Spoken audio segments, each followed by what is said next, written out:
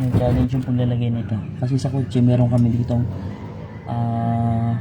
valve spring compressor para pag press ilalagay na yung lock. Dito sa motor, di-discard na lang natin. Hirap na yung camera at talagang mahirap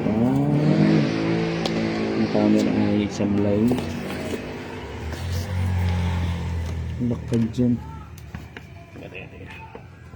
Hanap tayo na basta ba?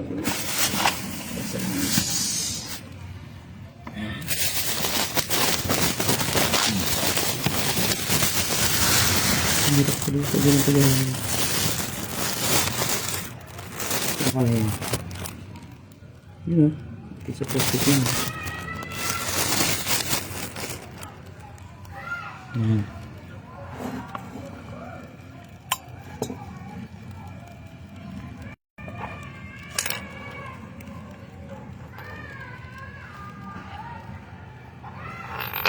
Ito ko dyan lalim.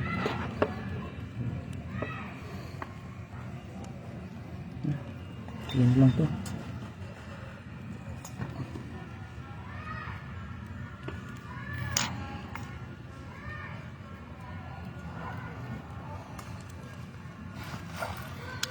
Dati ginaganto ko lang to. Noon yun. Ewan ko lang ngayon kung kaya ko pa.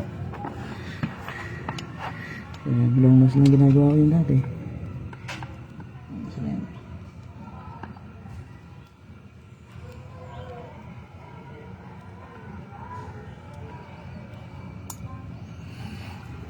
Gusto talaga.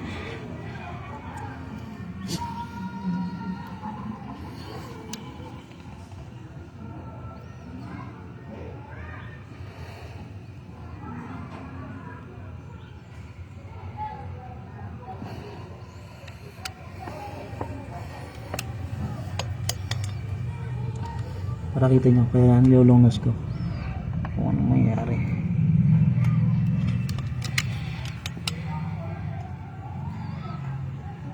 Wala, kita ba? Hindi pala kita. Pero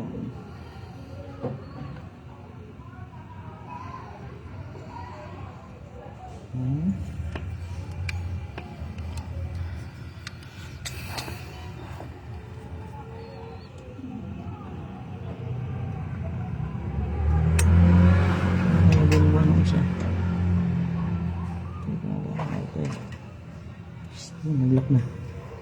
Ayan pa. Ito na si Violet? Ayan pa. Yeah. Oh, ay sa tricycle po. Nice po ito pa. Baka may service. May driver na to. Nantay na to.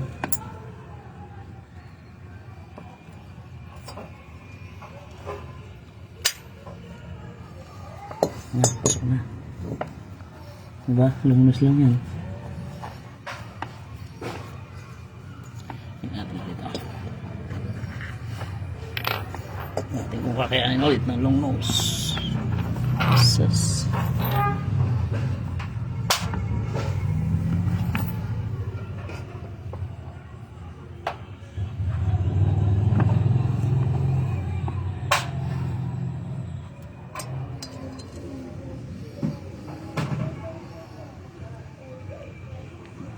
Ngayon kasi napapasobra yung diin. Kaya hindi naglalak.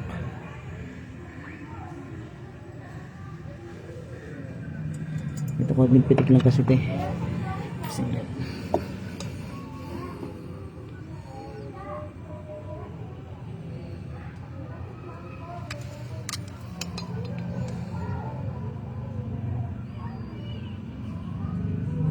Iwasan dito, tumalsik. Ayan, pag tumalsik yan, di sayang ang lock. Kaya ang ginagamit namin ito. Madalas yan, ako ganito. Kaya nilolong nose ko dahil para makita nyo kung nangyayari. Pero ito talagang ginagamit ko dyan para pag dumulas, hindi tatalsik. Kasi pag tumalsik yan, wala na.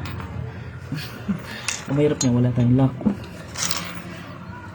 Kaya iniingatan ko, dinadanda ko lang para makita nyo. Oops.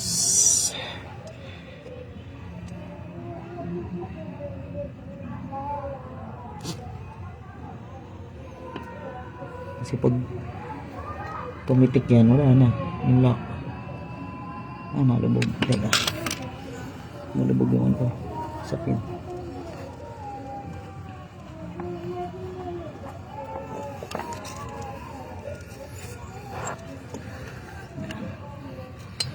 Ayan ulit.